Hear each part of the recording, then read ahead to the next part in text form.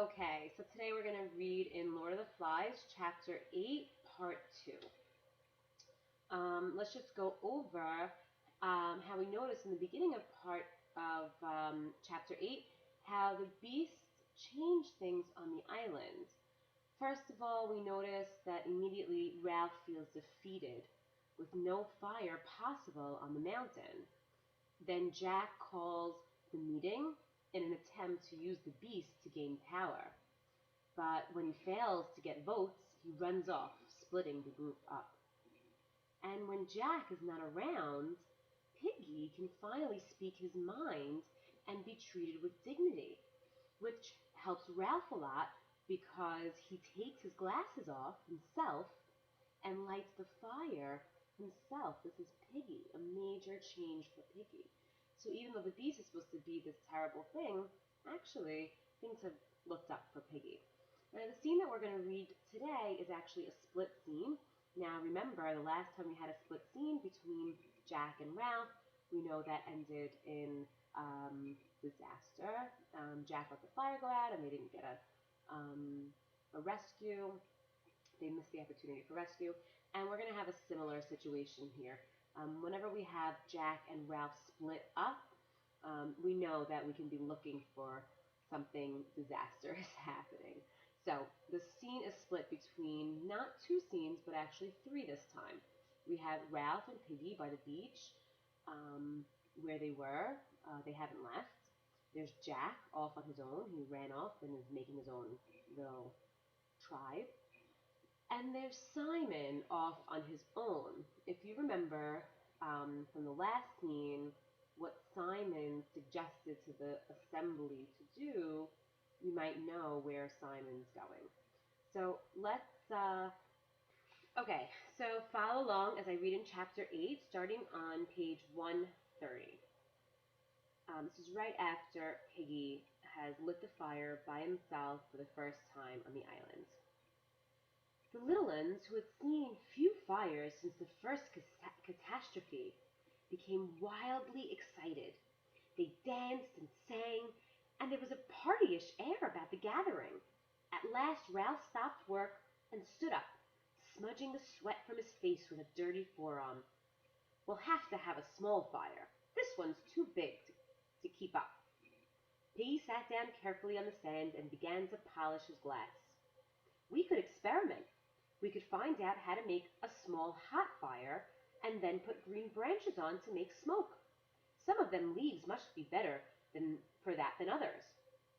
As the fire died down, so did the excitement. The little ones stopped singing and dancing and drifted away toward the sea, or the fruit trees, or the shelters. Ralph dropped down in the sand.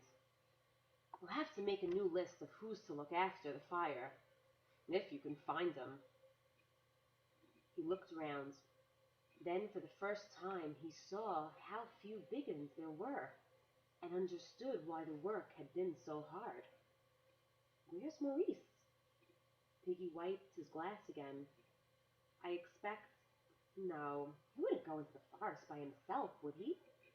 Ralph jumped up, ran swiftly round the fire, stood up by Piggy, holding up his hair. "But we've got to have a list. There's you and me and Sam and Eric and..."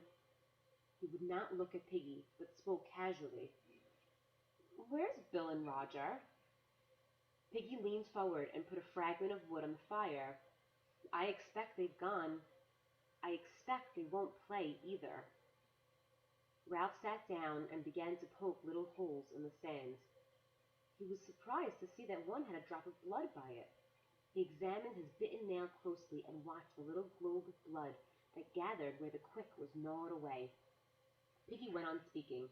"I seen them stealing off when we was gathering wood. They went that way, the same way he went himself." Ralph finished his inspection and looked up into the air. The sky, as if in sympathy with the great changes among them, was different today, and so misty that in some places the hot air seemed white. The disk of sun was dull silver, as though it were nearer and not so hot. Yet the air stifled. "They always been making trouble, haven't they?" The voice came near his shoulder and sounded anxious. "We can do without 'em. We'll be happier now, won't we?" Ralph sat. The twins came dragging a great log and grinning in their triumph. They dumped the log among the embers so that sparks flew. "We can do all right on our own, can't we?" For a long time, while the log dried, caught fire, and turned red hot, Ralph sat in the sand and said nothing. He did not see Piggy go to the twins and whisper to them, nor how the three boys went together into the forest. "Here you are." He came to himself with a jolt. Piggy and the other two were by him. They were laden with fruit. "I thought perhaps," said Piggy, "we ought to have a feast, kind of." The three boys sat down. They had a great mass of fruit with them, and all of it properly ripe. They grinned at Ralph as he took some and began to eat. "Thanks," he said. Then, with an accent of pleased surprise, "Thanks.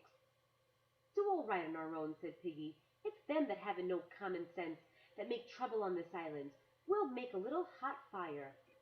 Ralph remembered what had been worrying him. "Where's Simon?" "I don't know." "You don't think he's climbing the mountain?"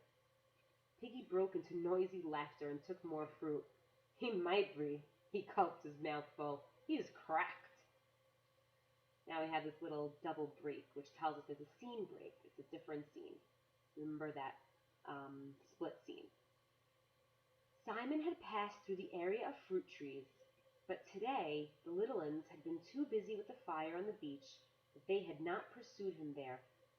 He went on among the creepers until he reached the great mat that was woven by the open space, and crawled inside. Where's Simon going?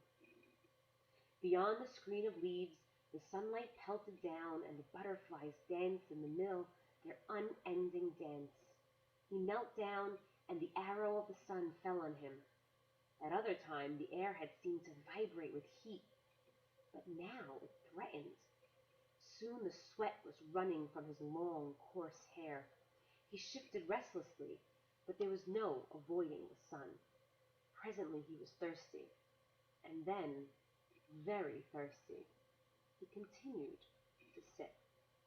Now another double space, which means another scene change, going to the third scene, which is Jack's scene. Far off along the beach, Jack was standing before a small group of boys. He was looking brilliantly happy. "Hunting," he said.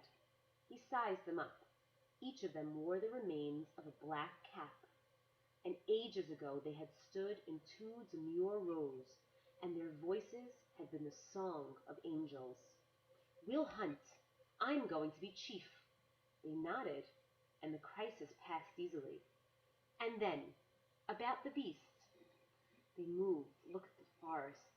"I say this. We aren't going to bother about the beast." He nodded at them. "We're going to forget the beast." "That's right. Yes, forget the beast."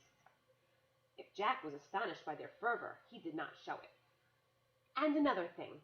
We shan't dream so much down here. This is near the end of the island." They agreed passionately out of the depths of their tormented private lives. "Now listen. We might go later to the Castle Rock, but now I'm going to get more of the Biggins away from that conch and all of that. We'll kill a pig and give a feast."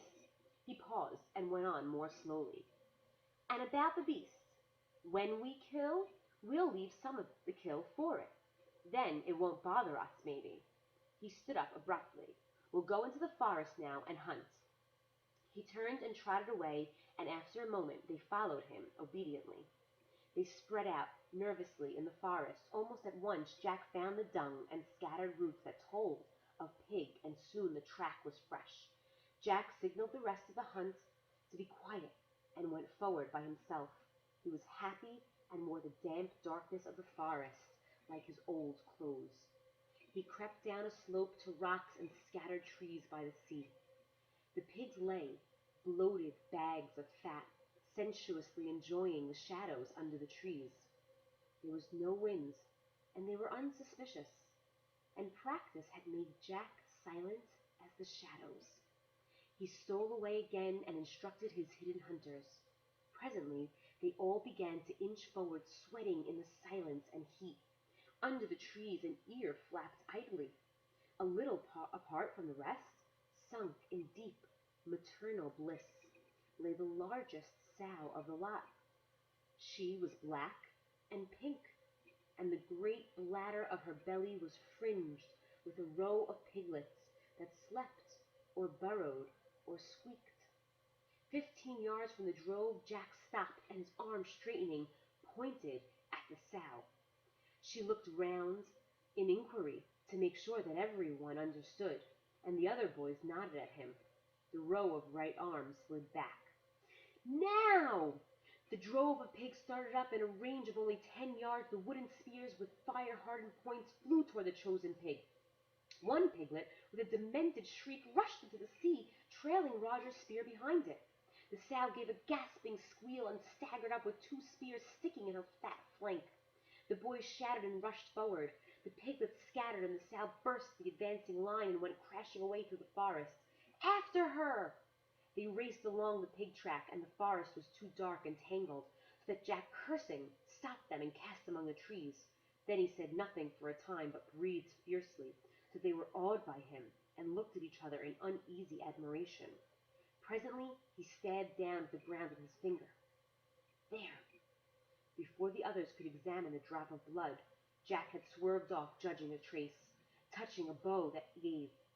So he followed, mysteriously right and assured, and the hunters trod behind him. He stopped before a covert. In there! They surrounded the covert, but the sow got away with the sting of another spear in her flank. The trailing butts hindered her, and the sharp, cross-cut points were a torment.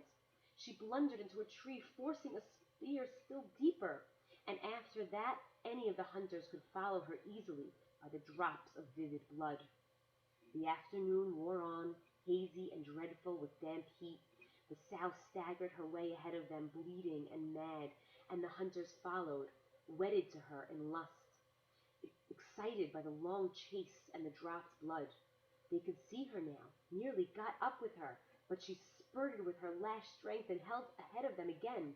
They were just behind her when she staggered into an open space where bright flowers grew, and butterflies danced round each other, and the air was hot and still. Here, struck down by the heat, the sow followed, and the hunters hurled themselves at her. This dreadful eruption from an unknown world made her frantic. She squealed and bucked, and the air was full of sweat and noise and blood and terror. Roger ran round the heap, prodding with his spear wherever pig flesh appeared. Jack was on top of the sow, stabbing downward with his knife. Roger found a lodgment for his point and began to push till he was leaning with his whole weight. The spear moved forward inch by inch, and the terrified squealing became a high-pitched scream.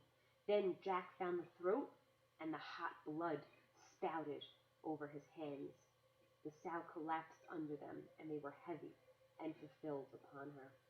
The butterflies still danced, preoccupied in the center of the clearing. At the last immediacy of the kill subsided, the boys drew back, and Jack stood up, holding at his hands. Look! He giggled and flicked them, while the boys laughed at his reeking palms. Then Jack grabbed Maurice and rubbed the stuff over his cheeks. Roger began to withdraw his spear, and the boys noticed it for the first time. Robert stabilized the thing in a phrase that was received uproariously. Right up her. Did you hear? Did you hear what he said? Right up her. Okay, so these are the questions that you're going to consider now that you've read and heard these two scenes. First of all, what is the difference between the scene with Ralph and the scene with Jack? Whenever we have this split scene, the author is trying to emphasize a contrast. So think about the difference, and you're going to compare that difference. Compare those two scenes. Also, how does Jack plan to gain more followers now that he is on his own? Right? What's his plan? Third question is, where does the hunt take place this time? Jack and his hunters go hunting, and they kill their pig in a specific place. If you picked it up, tell me, where does it take place, and why is this so important? Why is it so significant? And finally, why do you think Jack truly